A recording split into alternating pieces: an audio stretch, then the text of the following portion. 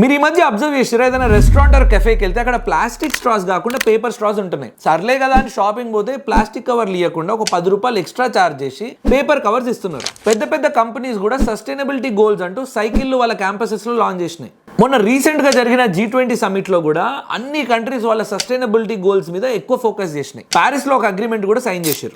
కానీ సడన్ గా సస్టైనబిలిటీ మీద ఇంత ఫోకస్ ఎందుకు వచ్చింది? మనకి సడన్ గా ఇంత జ్ఞానోదయం ఏడు నుంచి వచ్చింది అసలు, అరే మన ప్లానెట్ ని కాపాడుకోవాలని. ఇదంతా ఎందుకు జరుగుతుంది అసలు? సస్టైనబిలిటీ పంచాయతీ ఏందో ఈ వీడియోలో చూద్దాం. సస్టైనబిలిటీ మీద ఇంత నాయిస్ కి ఒకటే రీజన్, మన ఫ్యూచర్ ని మనం ప్రొటెక్ట్ చేసుకోవడం. మనం ఎన్నో ఏళ్ల నుంచి as humans we are living as most dominant species on planet Earth. మనం ఎర్త్ దవి ఫాజిల్ ఫ్యూయల్స్ ని బర్న్ చేస్తాం, ఎర్త్ మీద ఉన్న ఫారెస్ట్ ని కట్ చేస్తాం, ఆఖరికి మనం తినే తిండిలో ఫార్మింగ్ లో కూడా ఎన్వైర్న్మెంట్ ని డ్యామేజ్ చేసే ఎన్నో మెథడ్స్ ని ఇప్పటికీ ఫాలో అవుతున్నాం. మనం ఇంత మంచి మంచి కార్యాలు చేపట్టడం వల్ల ఎర్త్కి వచ్చిన నష్టాలు ఏంటి తెలుసా? ఫస్ట్ టెంపరేచర్ రైజ్ అవ్వడం, తర్వాత గ్లేషియర్స్ మెల్ట్ అవుతాయి, దాని తర్వాత న్యాచురల్ రిసోర్సెస్ తగ్గిపోతాయి, అన్నిటికన్నా పెనుముప్పు క్లైమేట్ చేంజ్ కావడం. అఫ్ కోర్స్ నువ్వు ట్రంప్ని వాళ్ళని వీళ్ళని అడిగితే అసలు క్లైమేట్ చేంజ్ ఎక్కడది అంటారు, అది వేరే విషయము. కానీ ఒకవేళ మనం సస్టైనబుల్ ప్రాక్టీసెస్ చేయకపోతే, ప్రాపర్ స్టెప్స్ తీసుకోకపోతే మన నెక్స్ట్ జనరేషన్కి ఎర్త్ అంటూ ఒక ప్లానెట్ మిగలదు. ఈ పర్టికులర్ రియలైజేషన్ మన బోత్ గవర్నమెంట్కి ఇంకా కంపెనీస్కి వచ్చి కొన్ని బోల్డ్ స్టెప్స్ తీసుకుంది. ఆల్దో మన పాపులేషన్ చాలా హై ఉన్నా కానీ, మన ఎనర్జీ రిక్వైర్మెంట్స్ పీక్స్లో ఉన్నా కానీ, ఇండియా కొన్ని బోల్డ్ స్టెప్స్ తీసుకుంటుంది టువర్డ్స్ సస్టైనబుల్ ఎనర్జీ. ఈ స్టెప్స్లో భాగంగా గుజరాత్ ఖాద్వాలో ఒక మ్యాసివ్ రిన్యూబుల్ ఎనర్జీ ప్రాజెక్ట్ రాబోతుంది బై అదానీ గ్రూప్.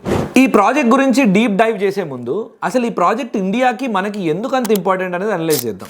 ఫస్ట్ వచ్చేసి ఇండియాకి కొన్ని సస్టైనబుల్ గోల్స్ ఉన్నాయి. అంటే మనం యాజ్ అ కంట్రీ మనకున్న పాపులేషన్కి మనం కన్జ్యూమ్ చేసే ఎనర్జీ ఒకవేళ non renewable source of energy నుంచి వచ్చిందనుకో, we will be the largest contributor for carbon footprint. అదే రిన్యూవబుల్ సోర్స్ ఆఫ్ ఎనర్జీ నుంచి వస్తే will be the largest contributor for net zero emissions అనమాట. దీన్ని అచీవ్ చేయడానికి మన ముందట ఒక పెద్ద టార్గెట్ ఉంది, that is 500 gigawatt of power from clean sources of energy. దీని తర్వాత ఒక పెద్ద ప్లాన్ ఉంది, that is net zero emissions by 2070. అంటే మనము ఎన్వైర్న్మెంట్ కి ఎంతైతే కార్బన్ వదులుతామో అంతే కార్బన్ సేవ్ కూడా చేయాలా.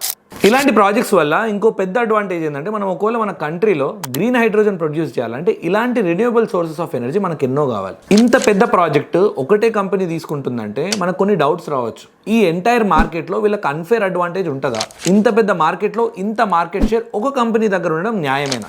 ఇంత క్లీన్ ఎనర్జీ ప్రొడ్యూస్ చేయడం వల్ల అదానికి ఏమేమి లాభాలు ఉంటాయి? ప్రైమరీగా ఈ ఎనర్జీని ఎక్కడ యూజ్ చేస్తారు? అదాని మేజర్ బిజినెసెస్ ఏంటి? పోర్ట్స్ కానీ, లాజిస్టిక్స్ కానీ, ఎయిర్పోర్ట్స్ కానీ, ఇవన్నీ. వీటన్నిటికి యూజ్ చేసే ప్రతి ఒక్క ఎనర్జీ కాంపోనెంట్ ఇక్కడ నుంచి వెళ్ళే ఛాన్స్ ఉంది. రెండోది, ఈ ఎనర్జీ బయట కంట్రీస్కి ఎక్స్పోర్ట్ కూడా చేయొచ్చు. ఎందుకంటే Adani is a global level company. ఎన్నో కంట్రీస్లో వీళ్ళ ప్లాంట్స్ ఉన్నాయి, వాటన్నిటికీ సరిపడే ఎనర్జీ ఈ ఒక్క ప్లాంట్ ప్రొడ్యూస్ చేయగలుగుతుంది. మూడోది, ఈ ఎనర్జీ డొమెస్టిక్ కూడా, అంటే గవర్నమెంట్ కూడా అమ్ముకోవచ్చు అనమాట, లోకల్ గ్రిడ్స్కి సప్లై చేసుకుంటా. ఒక్కసారి ఇమాజిన్ చేయండి, వరల్డ్లో ఇప్పటి వరకు ఎక్కడా లేని రిన్యూవబుల్ ఎనర్జీ పార్క్ అత్యంత పెద్దది. ఎంత పెద్దది అంటే ఆల్మోస్ట్ 600 square kilometers, అంటే హైదరాబాద్ అంత పెద్దది. హైదరాబాద్ మొత్తం ఓన్లీ సోలార్ ప్యానెల్స్ ఇంకా విండ్ మిల్స్ పెడితే ఎట్లా ఉంటుందో అట్లుంటుంది ఈ పార్క్. ఈ ప్రాజెక్ట్ మొత్తం కంప్లీట్ అయితే ఎంటైర్ తెలంగాణని ఇంకా ఆంధ్రప్రదేశ్ని పవర్ చేయొచ్చు. అంటే ఆల్మోస్ట్ 2 crore హోమ్స్ని పవర్ చేస్తుంది. ఎట్లా?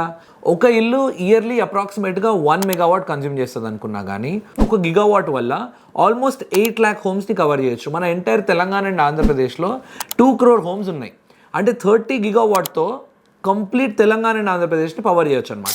ఈ డ్రీమ్ వినడానికి ఎంతో బాగుంది, కానీ దీన్ని యాక్చువల్ రియాలిటీ చేయడానికి ఆల్మోస్ట్ $18 billion ఖర్చు అవుతుంది. ఫస్ట్ ఆఫ్ ఆల్ ఇది హ్యాబిటబుల్ జోన్లో లేదు, ఎక్కడో బ్యారన్ ల్యాండ్లో పాకిస్తాన్ బార్డర్లో కచ్ దగ్గర ఉంది. అక్కడ sand storms, earthquakes, humidity high, ఇవన్నిటితో పాటు వాటర్ స్కేర్సిటీ కూడా ఉంది. But Adani being Adani green energy project కింద దీన్ని టేకప్ చేసుకొని ఆ పర్టికులర్ ల్యాండ్ని ఒక రిన్యూవబుల్ ఓయాసిస్ లాగా కన్వర్ట్ చేశారు. అక్కడ ఆల్మోస్ట్ ఇప్పుడు వాటర్, వర్కర్స్ లివ్ చేయడానికి కాలనీస్, ఈవెన్ ఎయిర్ స్ట్రిప్ కూడా వచ్చింది. ఈ పర్టికులర్ టాపిక్ గురించి రీసెర్చ్ చేస్తున్నప్పుడు నాకు కొన్ని డౌట్స్ వచ్చినాయి. అంటే ఇవి ప్యూర్లీ నా అజంప్షన్స్ మాత్రమే, బట్ డెఫినెట్గా మీ ఒపీనియన్స్ ఏందో కింద కమెంట్ సెక్షన్లో చెప్పండి.